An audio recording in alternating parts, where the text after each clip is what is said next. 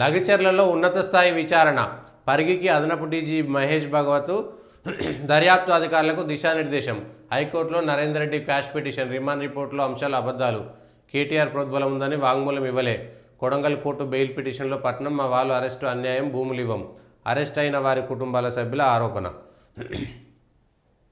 నిందితులను Parigi sub jail నుంచి సంగారెడ్డి జైలుకు పంపిస్తున్నారు. పరిగి నుంచి సంగారెడ్డి, ఎందుకంటే అక్కడ ఉన్నటువంటి వాళ్ళందరూ వస్తున్నారు. ఆ కెపాసిటీ కంటే ఎక్కువ మంది నిందితులు ఉన్నారు కాబట్టి రిమాండ్లో ఉన్నటువంటి వాళ్ళను ఎక్కువ మంది ములాఖత్కు రాకుండా వాళ్ళందరినీ సంగారెడ్డి ఎక్కడి నుంచి అక్కడ పంపిస్తే దూరం ఎక్కువైతుంది, జనాల తాకిడి తక్కువ ఉంటుంది, రాజకీయంగా కూడా ఇబ్బంది రాకుండా ఉంటుందని ఒక నిర్ణయం తీసుకొని అక్కడ పంపించారు. కానీ ఎంత దారుణం! నిన్నటిదాకా ఆ గ్రామంలో వాళ్ళ భూముల్లో వాళ్ళు దొరల్లాగా బతికేటోళ్ళు. వాళ్ళు ఎస్సీలు, ఎస్టీలు, బీసీలు ఎవరైనా ఉండొచ్చు. వాళ్ళ భూమి ఎకరమా, అర్ధెకరమా, 2 ఎకరాల ఎంతైనా ఉండని ఆ గ్రామంలో వాళ్ళు కాళ్ళ మీద కాలేసుకొని వాళ్ళకి నచ్చినప్పుడు పనికి పోయి లేకపోతే ఇంటి దగ్గర కూర్చొని వాళ్ళ కుటుంబాలతోటి హాయిగా ఉండేటువంటి వాళ్ళందరినీ వాళ్ళ జైలుకు పంపించింది ఎవరు? జైలుకు పంపించడానికి కారణం ఏమిటి? వాళ్ళకేం కర్మ పట్టింది వాళ్ళని జైలు శిక్ష అనుభవించాల్సినటువంటి పరిస్థితి? రిమాండా, ఇంకొకట, అది అధికారుల మీద దాడి చేసిరు అనేటువంటిదా? ఎవరు మొదలుపెట్టిరు ఈ చిచ్చు? పచ్చని పల్లెల్లో చిచ్చు పెట్టినటువంటి వాళ్ళు ఎవరు? కాంగ్రెస్ పార్టీ ప్రభుత్వమా కాదా? నాయకత్వమా కాదా? ఇందులో టీఆర్ఎస్, కేటీఆర్, పట్నం నరేంద్ర రెడ్డి కుట్ర చేస్తుంటే అధికారంలో ఉండి కనీసం ప్రజల్లో ఏం జరుగుతుందో విషయం కూడా తెలుసుకోలేని మీ పరిపాలన వైఫల్యం కాదా? మీ పోలీసుల నిఘా వైఫల్యం కాదా? ఏం చేస్తున్నారు? ఎంతసేపటికి రాజకీయాలే కదా చేసేది, ఇంటెలిజెన్సు. ఇవాళ అక్కడ ఉన్నటువంటి దాంట్లో నెలలుగా ఏ రోజు మీరు నోటిఫికేషన్ ఇచ్చిర్రు? భూసేకరణ కోసం ఏ రోజు నోటిఫికేషన్ ఇచ్చిర్రు? భూసేకరణ కోసం ఇవాళ కొత్తగా అల్లర్లు జరిగినాయి. అక్కడ భూసేకరణ కోసం ఇంతకుముందు అక్కడ ధర్నాలు చేయలేదా? అంతకుముందు అధికారులపై తిరగబడలేదా?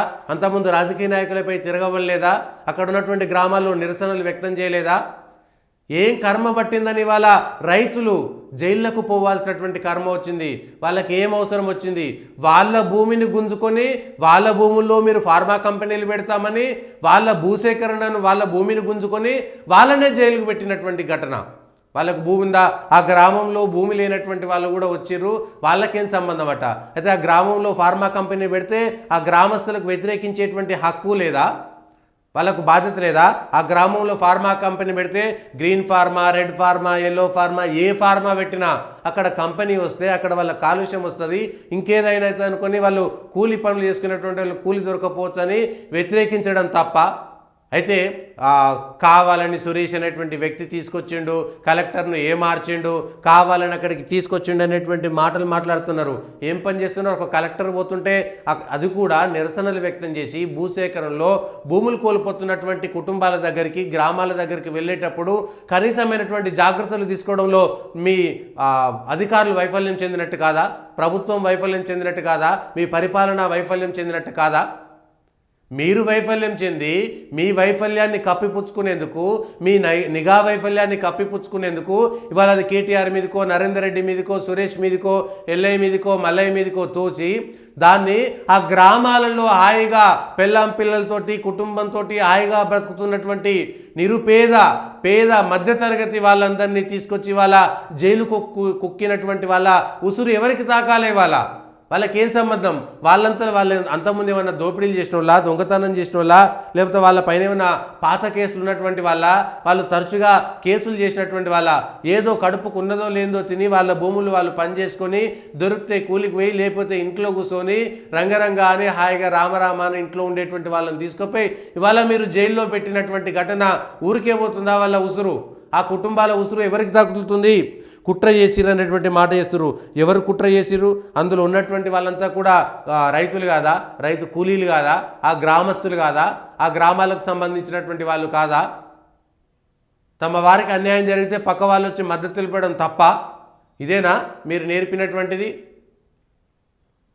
ఏమున్నది? కేసీఆర్ మల్లన్న సాగర్లో చేసినటువంటి దమనకాండ, చేసినటువంటి లాఠీచార్జు, చేసినటువంటి బలవంతపు భూసేకరణ, అదే ఉసురు తగిలి వాళ్ళ కేసీఆర్ ప్రభుత్వం కూలిపోలేదా? కుప్ప కూలిపోలేదా? భూసేకరణ చేయడానికి వ్యతిరేకంగా ఎవరు కాదు. భూసేకరణ చేసుకోండి, చట్టం ప్రకారం పద్ధతి ప్రకారం చేసుకోండి, దాడులు చేయడాన్ని ఎవరు సమర్థించరు. కానీ వారిది ధర్మాగ్రహమా కాదా, ఈ విషయాలను ఒకసారి అర్థం చేసుకోండి. వారి ధర్మాగ్రహమా కాదా వారు అర్థం చేసుకోవాలి. ఒకసారి మాబ్ మెంటాలిటీ, ఒక్కసారి వందల మంది గుమికూడినటువంటి గ్రామంలో అప్పటికే ఆక్రోశము, ఆవేదన, బాధ ఉన్నటువంటి వాళ్ళ దగ్గరికి వెళ్ళి ఎవరు రెచ్చగొట్టిరు? అధికారులు కాదా? పోలీసులు కాదా? కాంగ్రెస్ నాయకులు కాదా? ఎవరు రెచ్చగొట్టిరు? ఎవరు మాట్లాడిరు? స్వయంగా ముఖ్యమంత్రి సోదరుడు మాట్లాడినటువంటి మాటలు ఇవాళ ఆడియోలలో రావట్లేదా? ఆడియోలు వినిపించట్లేదా? ఏ విధంగా ఏ రీతిన మాట్లాడిరు? అక్కడ ఉన్నటువంటి గ్రామ ప్రజలకు కనీసం మర్యాద కూడా ఇవ్వకుండా మాట్లాడినటువంటి మాటలు, చెప్పడానికి వీలు లేనటువంటి బూతులు మాట్లాడింది ఎవరు? మీరు కాదా? మీ కాంగ్రెస్ పార్టీ వైఫల్యం కాదా? దీన్ని ఇవాళ కలెక్టర్ మీద దాడి జరిగింది కాబట్టి అది పెద్దగా, అందులో ముఖ్యమంత్రి నియోజకవర్గంలో దాడి జరిగింది కాబట్టి మేము ఫెయిల్ అయిపోయినాం, మాకు ఏమీ లేదనేటువంటి ఒక భయంతో ఇవాళ మీరు ఇవన్నీ చేయట్లేదా? అంటే మీ పరిపాలన ఎంత చక్కగా ఉన్నదనే దానికి ఇంతకంటే పెద్ద ఉదాహరణ ఇంకేముంటుంది? సహజంగా ఇవాళ కొత్త కాదు, భూసేకరణలో ప్రజలు తిరుగుబాటు చేయడం అనేటువంటిది ఇది లగచర్లలో కొత్తగా కొడంగల్ నియోజకవర్గంలో మొదలైంది కాదు కదా. కొడంగల్ నియోజకవర్గంలో మొదలైనటువంటి వ్యవహారం కాదు. భూసేకరణ గత 40-50 సంవత్సరాలుగా భూసేకరణ విషయంలో ఎక్కడైనా సరే ఇదే కాంగ్రెస్ పార్టీ క్లెయిమ్ చేసుకుంటున్నటువంటి నాగార్జున సాగర్ ప్రాజెక్టుకు భూసేకరణ చేసినప్పుడు కూడా అక్కడి ప్రజలు తిరుగుబాటు చేయలేదా? అక్కడి ప్రజలు అడ్డుకోలేదా? అక్కడి ప్రజలు శాపనార్థాలు పెట్టలేదా? మరి దీనిపైన కనీసం కసరత్తు చేయకుండా కాంగ్రెస్ ప్రభుత్వము, పోలీసులు, అధికారులు, వ్యవస్థ ఏం మామూలు చేస్తున్నది? మీ నిఘా వైఫల్యమా కాదా? మీ కలెక్టర్ ఓకే, మా ప్రజలు అట్లాంటి వాళ్ళు కాదు, మేము వెళ్తాం వాళ్ళ దగ్గరికి మాట్లాడతాం అనుకోవడం మంచి విషయమే కావచ్చు. కానీ పోలీసు వాళ్ళు ఏమైంది? ఒక కలెక్టరు అదనపు బలగాలను ఎందుకు తెచ్చుకోలేకపోయారు? అక్కడ ఉన్నటువంటి పరిస్థితులు ఎందుకు సమీక్ష చేసుకోలేకపోయారు? ఎందుకు అంచనా వేసుకోలేకపోయారు? ఎందుకు ముందస్తుగా అక్కడ ఉన్నటువంటి సమాచారాన్ని తెచ్చుకోవడంలో వైఫల్యం చెందారు? అక్కడ పోలీసు వాళ్ళు లేరా? ఎన్ని రోజుల నుంచి జరుగుతున్నది? ఇవాళ కొత్తగా జరిగిందా? ఎంపీ ఎన్నికల్లో అక్కడ తిరుగుబాటు జరగలేదా? ఎంపీ ఎన్నికల్లో మాకు ఇక్కడ ఉన్నటువంటి భూసేకరణ ఆపితేనే ఓట్లు వేస్తామని అందరి దగ్గరికి వెళ్ళలేదా? ఓటేసేటువంటి సందర్భంలో ఆ గ్రామస్తులు ఎన్నికలను బహిష్కరించిరా లేదా? ఒక్కసారి ఆలోచన చేయండి. అక్కడ ఉన్నటువంటి ప్రజలు ఇవాళ కొత్తగా తిరుగుబాటు చేస్తున్నారా? ఇగో దీన్ని సాకుగా తీసుకొని కాంగ్రెస్ ప్రభుత్వము ఇవాళ దమనకాండ ఎవరిని చేస్తుంది? అక్కడికి జైలుకు పోయినటువంటి వాళ్ళ పరిస్థితి ఏంది? వాళ్ళకు 4 రోజులు ఒక్కోసారి ఉత్తుకొని లుంగీలు వేసుకోలేనటువంటి వాళ్ళందరినీ తీసుకుపోయి వాళ్ళను జైల్లో కూర్చోబెట్టి ఇక్కడికి వస్తే 4 కలుస్తున్నారని అక్కడికి పోయి సంగారెడ్డికి తీసుకుపోయి ఇవాళ మీరు చేస్తున్నటువంటి చిత్రహింసలు, మీరు రైతు ప్రభుత్వం మార్పు కావాలి, మార్పు వస్తుంది. ఏమైంది? కేసీఆర్ చేసిందే మీరు అంతకంటే ఎక్కువ చేస్తున్నారు. రైతులను తీసుకుపోయి జైల్లో పెడుతున్నారు. ఇదేనా మీ పద్ధతి? అయితే ఇవాళ అధికారుల కోపం వస్తున్నట్టు మా అధికారులది ఏమున్నది? అధికారులు మేము పోమురా నాయన అని చెప్పొచ్చు కదా. అధికారులకు తెలివి లేదా? మీరు చదువుకున్నారు కదా, మీరు ఉద్యోగం చేస్తున్నారు కదా, గ్రామాల్లో తిరుగుబాటు ఉన్నది, మాకు రక్షణ ఇస్తేనే మేము పోతామని చెప్పొచ్చు కదా. ఇవాళ అధికారులు మాపైన దాడి చేసిరని ఇవాళ ఇది అధికార కాంగ్రెస్ పార్టీకి ఒత్తాసు పలుకుతున్నారా అధికారుల సంఘం అంతా? అధికారుల మీద దాడి జరగకూడదు, కానీ అధికారులు ఏం చేస్తున్నారు? కడా అధికారికి తెలియదా? కలెక్టర్కు తెలియదా? తప్పు వాళ్ళదా మిగిలిన వాళ్ళదా? ఎవరిది తప్పు? ఇవాళ ఎవరు దీనికి బాధ్యత వహించాలి? మీ బాధ్యతల నుంచి పక్కదో పట్టించేందుకు ప్రజలను ఇవాళ హింస చేస్తున్నారు, ప్రజలను జైలుకు పంపిస్తున్నారు, ప్రజలను రిమాండ్కు పంపిస్తున్నారు. పోయిన వాళ్ళంతా కూడా మీరే కదా. ఇవాళ ఎస్సీ ఎస్టీ బీసీలు కులగణన అన్నీ చేసి మేము బీసీలకు ఇది చేస్తాం, ఎస్సీలకు అది చేస్తాం, ఎస్టీలకు పీక్ పడేస్తాం, పొడి చేస్తామని చెప్పినటువంటి సర్కారు ఇవాళ ఏం చేస్తుంది? ఎకరమో 2 ఎకరాలు 3 ఎకరాలు భూమిని నమ్ముకొని, మట్టిని నమ్ముకొని పనిచేసుకున్నటువంటి వాళ్ళని చేతిలో భూములను గుంజుకునేటువంటి ప్రయత్నం చేసి అడిగేటువంటి పద్ధతి వేరే ఉంటుంది. బతలాడుకోవచ్చు, చేసుకోవచ్చు. ముఖ్యమంత్రి నియోజకవర్గము, మీరు అవసరమైతే ఇంకో 10 లక్షల రూపాయలు చేతికుండా ఎక్కువ ఇచ్చుకోవచ్చు. చూసి రాని వాళ్ళ మీరు దాన్ని ఆదర్శవంతంగా తీసుకోవచ్చు. కానీ వాళ్ళ రాష్ట్ర వ్యాప్తంగా మీ నియోజకవర్గంలో, సొంత నియోజకవర్గంలోనే ప్రజలను ఒప్పించలేనటువంటి అసమర్థ ప్రభుత్వంగా ఇవాళ ముద్రపడింది. ఎందుకు? అది మీ సర్కారు వైఫల్యమా కాదా? ఇవాళ అధికారుల వైఫల్యమా కాదా? పోలీసుల నిఘా వైఫల్యమా కాదా? అధికారులు రోజు పోయి నల్లబా ఇదేసుకొని మా మీద దాడి చేయడానికి లేదు. కానీ అక్కడ ఉన్నటువంటి ప్రజల పరిస్థితులు ఏంటి, అక్కడ ఉన్నటువంటి పరిస్థితులు ఏంటి అనేటువంటి విషయాన్ని అర్థం చేసుకోలేక, అంచనా వేయలేక పోయినటువంటి అధికారుల తప్పు లేదా? అధికారుల తప్పు కాదా? రెచ్చగొట్టినటువంటి అధికారుల తప్పు కాదా? ఎస్, అక్కడ ప్రజలు తిరుగుబాటు చేస్తున్నారని ప్రభుత్వానికి నివేదిక ఇవ్వడంలో ఎందుకు వైఫల్యం చెందిరు? ప్రభుత్వం ఒత్తిడి చేస్తే ప్రజల్లో చాలా తీవ్రమైనటువంటి వ్యతిరేకత ఉన్నది. దీనికి ప్రభుత్వం ఒక పద్ధతి ప్రకారం వెళ్ళాలి, పోలీసులు అక్కడికి రావాలి, అదనపు బలగాలు ఉండాలి, అట్లయితే చేస్తామని ఎందుకు చెప్పుకోలేదు? యుద్ధాన్ని ప్రకటించారా మీరు ఇవాళ పేద ప్రజల మీద? రాష్ట్ర ప్రభుత్వం యుద్ధాన్ని ప్రకటించిందా? ఎవరికైనా బాధ ఉంటుంది. అరే ఫ్రీగా వచ్చేటువంటి ఉచిత పథకం నా రాకపోతేనే రాలేదనేటువంటి బాధ ఉంటుంది. ఇవాళ పక్కోళ్ళకు వచ్చింది మాకు వస్తలేదు, వాళ్ళకు పెన్షన్ వచ్చింది మాకు వస్తలేదు, వాళ్ళకు అనుభవిస్తున్నారు మాకు ఇస్తలేరనే కోపమే ఉంటుంది సర్కార్ మీద. అట్లాంటిది రెక్కలు ముక్కలు చేసుకొని కష్టపడి మన్నో మట్టో మశానమో తిని బతికి అక్కడ ఉన్నటువంటి భూమిని నమ్ముకున్నటువంటి వాళ్ళ భూములను గుంజుకుంటుంటే కోపం రాదా? వాళ్ళది ఆగ్రహం కొట్టడం తప్పే, కానీ వాళ్ళ ధర్మాగ్రహమా కాదా? అది మాబ్ మెంటాలిటీ కాదా? మరి ఆ మాబ్ మెంటాలిటీ ఉన్నటువంటి గ్రామాలకి అధికారులు కనీసం అవగాహన లేకుండా, అంచనా వేయకుండా వెళ్ళినటువంటి అధికారులది కూడా తప్పేనా కాదా? ప్రభుత్వానిది తప్పేనా కాదా? మొత్తం లగిచెర్లకు సంబంధించినటువంటి దాంట్లో దుద్యాల ఇది కొత్త మండలం, కొడంగల్ నియోజకవర్గంలో కొత్త మండలం ఇది దుద్యాల అనేటువంటిది. వికారాబాద్ జిల్లా దుద్యాల మండలం, నియోజకవర్గం కొడంగల్, జిల్లా ఏమో వికారాబాద్ కిందికి వస్తుంది, నియోజకవర్గం ఏమో కొడంగల్కి వస్తుంది. కొత్త మండలాల ఏర్పాట్లో భాగంగా అయినటువంటి కొత్త మండలం 12 గ్రామాలు ఉంటే లగచెర్ల గ్రామంలో పట్టా భూమి 520 ఎకరాలు, అసైన్మెంట్ భూమి 156 ఎకరాలు సేకరిస్తున్నారు. పట్టా భూమి ఏమో 520 ఎకరాలు, పోలేపల్లి గ్రామంలో 130 ఎకరాల అసైన్మెంట్ భూమి, అకింపేట గ్రామంలో అసైన్మెంట్ భూమి 350 ఎకరాలు, పట్టా భూమి 155 ఎకరాలు. లగిచెర్ల గ్రామ పరిధిలోకి 4 తండాలు వస్తాయి. ఆ 4 తండాల్లో మొత్తం 1300 ఎకరాల భూసేకరణ జరుగుతున్నది. వాళ్ళ భూమి పోతుంది. అక్కడ రేపు ఫార్మా కంపెనీలు వస్తే మా పరిస్థితి ఏంది, అక్కడ కాలుష్యం అయితే అనేటువంటి భయం. ఇవాళ మూసీ నది కాలుష్యమైందని చెప్పుకున్నటువంటి ప్రభుత్వము రేపు అక్కడ ఫార్మా కంపెనీలు కడితే కాలుష్యం కాదా? మీరు కాలుష్యాన్ని నుంచి మూసీ నదిని రక్షిస్తా అంటున్నారు కదా, అక్కడ మట్టిని భూమిని రక్షించరా, ప్రకృతిని రక్షించరా? అది మీ బాధ్యత కాదా? గ్రీన్ ఫార్మా కంపెనీలు అంటే ఏం చేస్తే అక్కడ కాలుష్యాన్ని, కార్బన్ డైఆక్సైడ్ని కాకుండా, విష రసాయనాలను కాకుండా అక్కడ ఆక్సిజన్ ఉత్పత్తి చేస్తాయి అక్కడ వచ్చేటువంటి ఫార్మా కంపెనీలు? ఎందుకు ఈ ద్వంద్వ విధానాలు? ఆల్రెడీ ఫార్మా కంపెనీ కోసం ముచ్చర్ల దగ్గర, కందుకూరు దగ్గర ఆ ఏరియాలలో 1000 ఎకరాలు సేకరించారు కదా. సేకరించినటువంటి భూమిలో ఫార్మా కంపెనీలు కట్టవచ్చు కదా, మళ్ళీ కొత్తగా అక్కడ పోయి కట్టడం ఎందుకు? ఆ అవసరం ఏమొచ్చింది? ఆల్రెడీ సేకరించినటువంటి భూములను మీరు వేరే విధంగా వాడుకుంటారు. సేకరించిన ఫార్మా కంపెనీల కోసమే. ఆల్రెడీ సేకరించినటువంటి భూములని మీరు వేరే రకంగా వాడుకొని ఇంకో చోట మళ్ళీ భూసేకరణ. ఎన్నిసార్లు భూసేకరణ చేస్తారు? వాళ్ళ అభివృద్ధి కోసమా? ఇవాళ ఏం అభివృద్ధి అవుతుంది? ఇవాళ ప్రైవేట్ కంపెనీలకు, ఇవాళ ప్రైవేట్ వ్యక్తుల భూములను సేకరించి ఇవ్వడానికి మీరెవరు? ఇవాళ వాడు కంపెనీ పెట్టదలుచుకుంటే వాడు కొనుక్కొని పెట్టుకుంటాడు, లాభాలు వస్తే వాళ్ళ ఎవరికి వస్తుంది? అది అభివృద్ధి కిందకి వస్తుందా, లేకపోతే వీళ్ళందరి ఉసురు తగలడానికి వస్తుందా? 1300 ఎకరాల భూసేకరణ చేస్తుంటే లగచెర్ల కింద ఉండేటువంటి 4 తండాలలో ఉండేటువంటి రైతులు ఇవాళ తీవ్రంగా వ్యతిరేకిస్తుంటే దానికోసం మాట్లాడరా?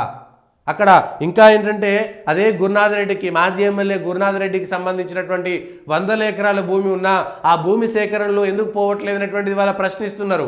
ఉందా లేదా? గురునాథ్ రెడ్డికి అక్కడ భూమి ఉందా లేదా? ఉంటే ఆ భూమిని ఎందుకు తీసుకోవట్లేదు? ఆ భూమిని భూసేకరణ నుంచి మినహాయించిరా.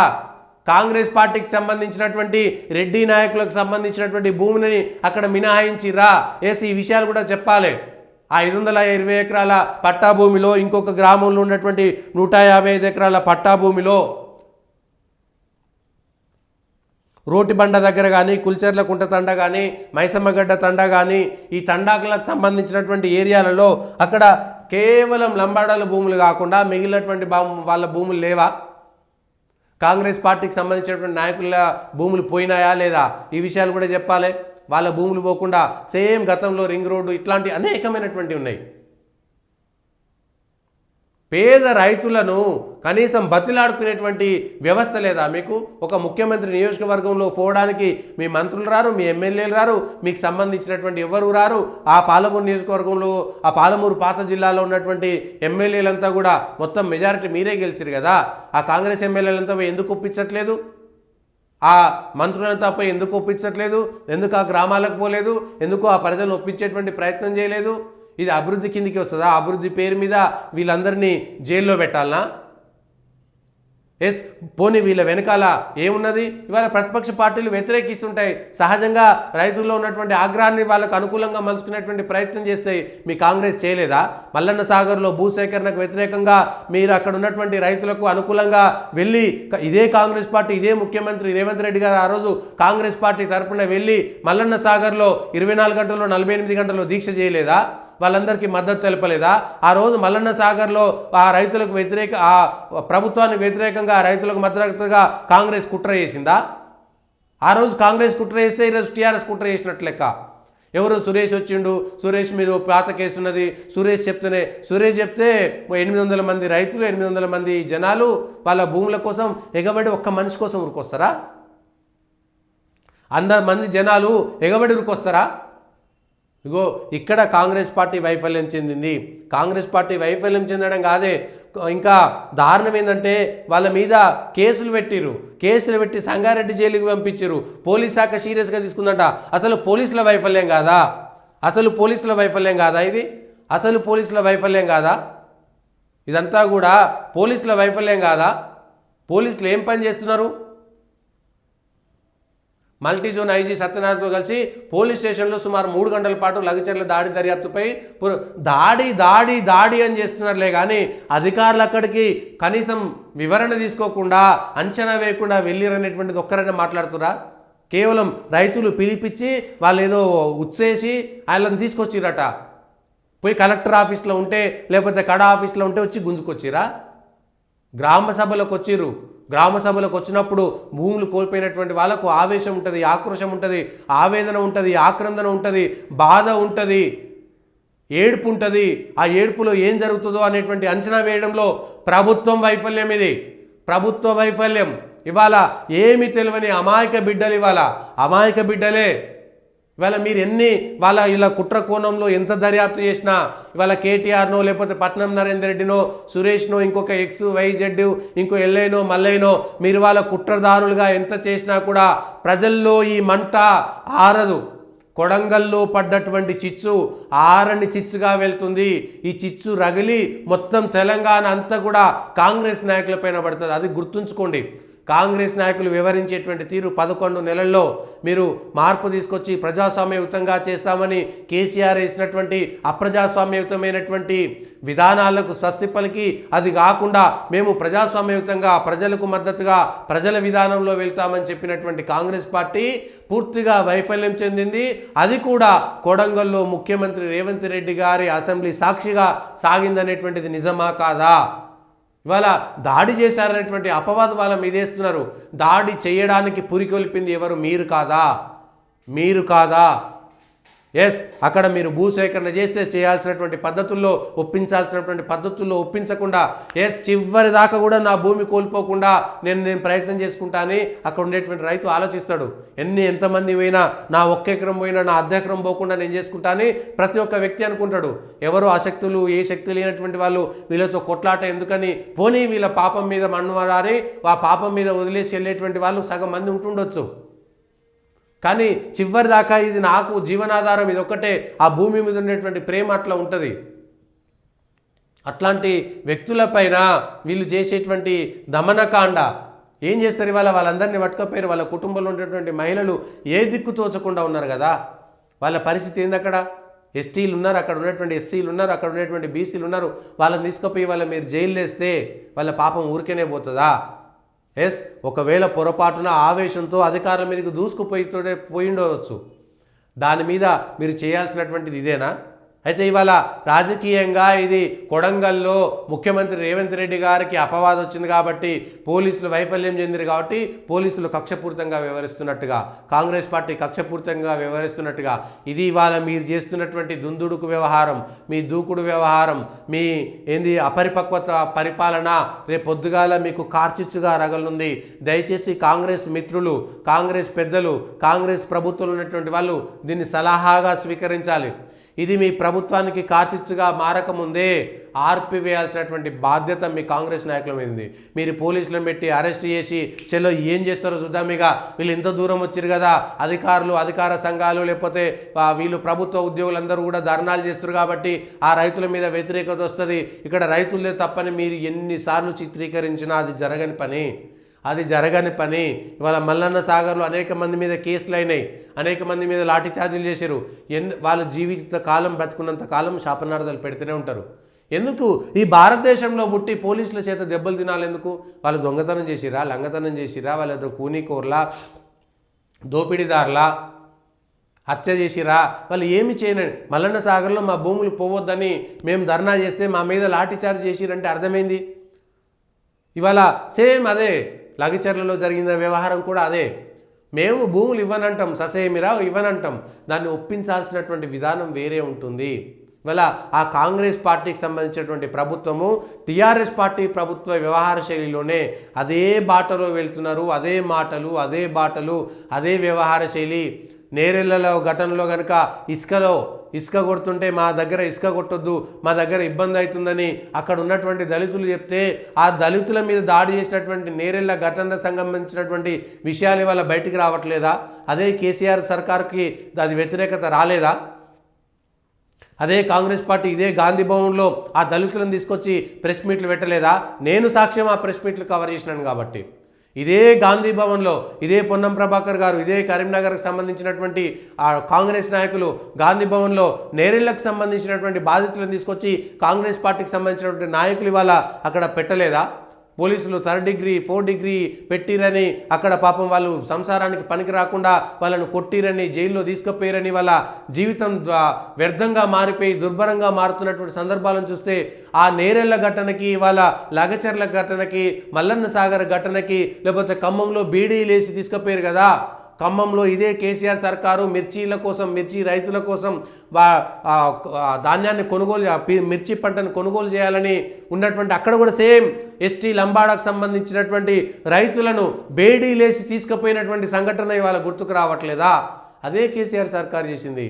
అంతకుముందు ఎర్రజొన్నల కోసమో, ముదిగొండలో కాల్పులు జరిగినటువంటి భూసేకరణ విషయమో ఇవన్నీ మనకు గుర్తుకు రావట్లేదా? ముదిగొండలో ఎందుకు కాల్పులు జరిగినాయి? ఇదే కాంగ్రెసు, ఇదే రాజశేఖర రెడ్డి ప్రభుత్వం ఉన్నప్పుడు, కాంగ్రెస్ సర్కారు ఉన్నప్పుడు ముదిగొండలో కాల్పులు ఎందుకు జరిగినాయి? ముదిగొండలో చనిపోయింది ఎవరు? అక్కడ కమ్యూనిస్టులు రెచ్చగొట్టిరని ఆ రోజు కాంగ్రెస్ పార్టీ చెప్పింది. ఇవాళ టీఆర్ఎస్ వాళ్ళు రెచ్చగొట్టిరని ఇవాళ కాంగ్రెస్ పార్టీ చెప్పింది. కాంగ్రెస్ పార్టీ రెచ్చగొట్టిందని టీఆర్ఎస్ పార్టీ ఆ రోజు మల్లన్న సాగర్లోనో, ఖమ్మంలోనో, నేరెళ్లలోనో చెప్పింది. ఇవాళ కేసీఆర్ చేసినటువంటి దమనకాండ, దమన నీతి, అదే అప్రజాస్వామికమైనటువంటి విధానాన్ని ఇవాళ కాంగ్రెస్ పార్టీ అవలంబిస్తున్నదా లేదా? కాంగ్రెస్ పార్టీ నాయకులు గుండెపైన చేసుకొని దీనిపైన మాట్లాడాలి. కాంగ్రెస్ ప్రభుత్వం ఉంది కాబట్టి కాదు, ఫస్ట్ అక్కడ జరిగినటువంటి ఘటనకి దాన్ని తగ్గించుకునేటువంటి ప్రయత్నం చేయండి. వెళ్ళి ఆ రైతులకు, ఆ కుటుంబాలను పరామర్శించండి, ఆ రైతులకి భరోసా కల్పించండి. చేయనటువంటి వాళ్ళు మీరు ఫార్మా విలేజ్కు వ్యవసాయ భూములను ఇచ్చేది లేదని పలువురు గిరిజన మహిళలు తెగేసి చెప్పారు. తమ కుటుంబ సభ్యులను అన్యాయంగా, అక్రమంగా అరెస్ట్ చేశారని వాపోయారు. హకింపేట, పోలేపల్లి, లగిచర్ల గ్రామాలకు చెందిన స్థానిక మహిళలు జ్యోతిబాయి, గోపీబాయి, జయాబాయి తదితరులు సోమాయిగూడ ప్రెస్ క్లబ్లో విలేకరులతో మాట్లాడారు. 6 కాలం కష్టపడి పనిచేసి పంటలు పండించుకుంటూ కుటుంబాలను పోషించుకుంటున్నాం. ఉన్నో భూములను కోల్పోతే ఎలా బతకాలి? ఫార్మా కంపెనీలు వస్తే పచ్చని పొలాలు నాశనం అవుతాయి, భూగర్భ జలాలు కలుషితమవుతాయి, పర్యావరణం దెబ్బతింటుంది.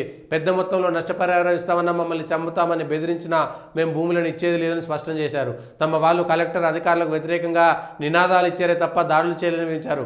పోలీసులు అర్ధరాత్రి వేళ ఇళ్లపై దాడులు చేసి తమ వారిని అరెస్ట్ చేశారని, వారిపై కేసులు ఎత్తివేసి విడుదల చేయాలని డిమాండ్ చేశారు. ఫార్మా విలేజ్ను ఉపసంహరించుకోవాలని ప్రభుత్వాన్ని కోరారు. పాపం ఎంత అమాయకమైనటువంటి బిడ్డలు చూడండి, వీళ్ళు ఎంత అమాయకమైనటువంటి బిడ్డలు. ఇవాళ ఇట్లాంటి వాళ్ళపైన ఇంత దమనకాండ చేయడానికి కాంగ్రెస్ ప్రభుత్వానికి ఏ విధంగా కళ్ళు వచ్చినాయి, ఏ విధంగా నోరు వచ్చిందనేటువంటి విషయాన్ని వీళ్ళ తప్పని మాట్లాడేటువంటి విధంగా ఏ విధంగా మాట్లాడుతున్నారు ఇవాళ. నక్సలైట్లో అర్ధరాత్రి పూట వచ్చి కోర్టుల పేరు మీద చేసినటువంటి హత్యల్లాగానే ఉన్నాయి కదా, పోలీసులు కూడా అర్ధరాత్రి పోయి అరెస్ట్ చేయడాలు సేమ్ నక్సలైట్లు చేసినట్టే అనిపిస్తుంది కదా. ఇదే నా పద్ధతి, అధికారులపై దాడి అనేటువంటి ఒక నెపంతో వాళ్ళను భయభ్రాంతులకు గురి చేస్తున్నారు. ఇవాళ టీఆర్ఎస్ చేసినటువంటి కుట్ర కాదు, ఇవాళ దీన్ని ఇంకొక రకం కూడా మనం ఆలోచన చేసుకోవచ్చు. ప్రభుత్వమే, కాంగ్రెస్ నాయకులే వాళ్ళను రెచ్చగొట్టి, ప్రజలను రెచ్చగొట్టి అధికారుల మీద దాడి చేసే విధంగా ఉసికొలిపి రేపు పొద్దుగాలేగో మీరు అధికారుల మీద దాడి చేశారని వాళ్ళందరినీ భయభ్రాంతులకు గురి చేసి వాళ్ళందరినీ బెదిరించడానికి కాంగ్రెస్కి సంబంధించినటువంటి ప్రభుత్వం వ్యవహారం చేసిందని కూడా అనుకోవచ్చు కదా. టీఆర్ఎస్ వాళ్ళే ప్రతిపక్షం వాళ్ళే ఉన్నారని ఎందుకు అనుకోవాలి? కాంగ్రెస్ నాయకులే ఇది కావాలని చేసినటువంటి కుట్రని ఎందుకు అనుకోకూడదు? ప్రభుత్వ అధికారులను ఉపయోగించుకొని మీరు ఓరి 2 రోజులు దాడి అయితే మేమంతా చూసుకుంటాము, దాడి అయిందని చెప్పేసి వాళ్ళందరినీ బెదిరించవచ్చు. ఇక అప్పుడు మాకు భూసేకరణకు ఇబ్బంది రాదు, ఎవడు ప్రశ్నించలేడు, ప్రశ్నిస్తే మీరు దాడి చేశారు కాబట్టి మీ సంగతి చేస్తామని చెప్పేసి కాంగ్రెస్ నాయకులే కుట్ర చేసింది ఎందుకు అనుకోవద్దు? అధికారులను ఉపయోగించుకొని వ్యవస్థను ఉపయోగించుకొని కాంగ్రెస్ సర్కారే, కాంగ్రెస్ నాయకులే కుట్ర ఎందుకు చేయలేదు?